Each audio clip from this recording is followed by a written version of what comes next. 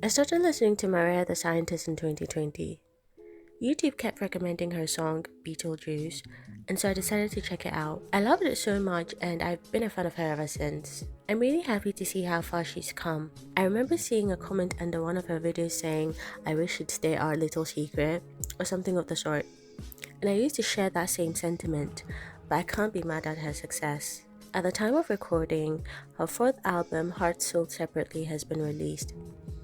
It's a great album, but it got me thinking of the album that made me love her, her first album, Master.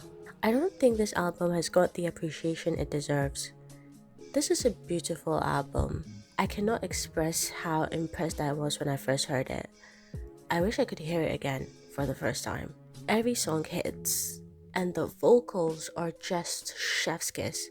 I love this album so much. It was the album I listened to the most in 2020. She starts with Note to Self, where she spells out self-destructive in the chorus, expressing how she has no concept of love, much less self-love. Admitting that she needs help. I related so much to this song, and it made me cry a lot. For 3 months straight, it was the only song I would listen to. It's so good and so vulnerable.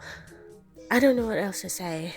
And this is the setup for the rest of the album. She starts the album with self-reflection. Then after, she tells how she has nightmares of being mistreated by a man. The relationship is so bad that she thinks of getting with the man's friend. She doesn't go through with it though, because that's not who she is. Now she knows he's not worth it. And there's another girl in the picture. But a part of her still wants him. She wants him to call. She can't even move on. Well, she can. But she doesn't want to, because she's still hoping that this man, who's clearly bad for her, will fight for the relationship. She's hurt to the point where everything about what couples do are just reminders of her resentment for him. All the things they used to do and should have done make her feel like she should off him. For Thanks for Nothing, she stated that it's about people who claim to have contributed to her success. Now back to her reflection on the relationship.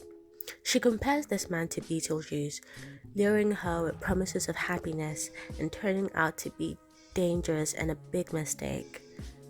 Also in the song, she says Beetlejuice 3 times, which I think is just great. I love 7am so much. With pain, she acknowledges that even though he fell out of love with her, she still gave her all. She did everything she could for him. Sometimes giving your all is not enough, but it doesn't take away from your hard work, even though it sucks. In some cases, being content with doing your part should be enough. She's having a conversation with this man now, saying, "Confess it all to me." And he does. The cheating, the lying, everything. Even after everything he said, she's asking, "Why don't you call me?" Now finally, she's done. It finally sinks in that this was never a good relationship. She says, "I never confessed it, but I'm prone to depression." She never got to open up to him. She put the relationship and his needs first and forgot all about her. She points out all the ways he was bad to her and then admits her faults too. She starts with, "You were never good at this," and ends with, "We were never good at it anyway." He was terrible to her, but if she wasn't self-destructive, if she loved herself, he'd never have got the chance to make her feel small.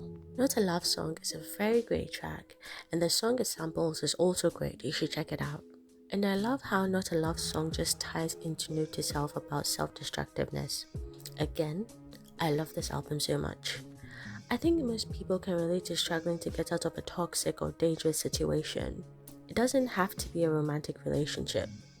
You think about the time and effort you dedicated, and you think to yourself, there has to be more than this for me.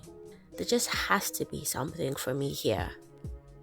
But there isn't, and you're scared to get up and leave because you forgot who you were before the situation and you can't see who you will be after leaving.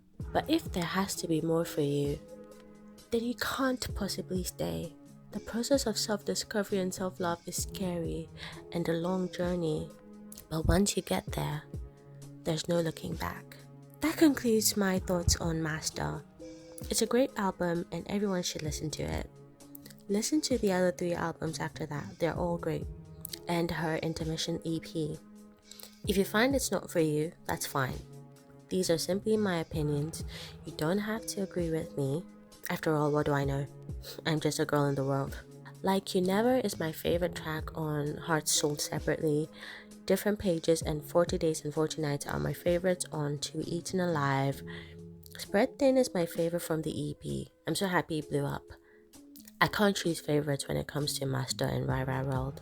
If you're a fan of Mariah like me, tell me what your favorite song or album from her is. Until next time.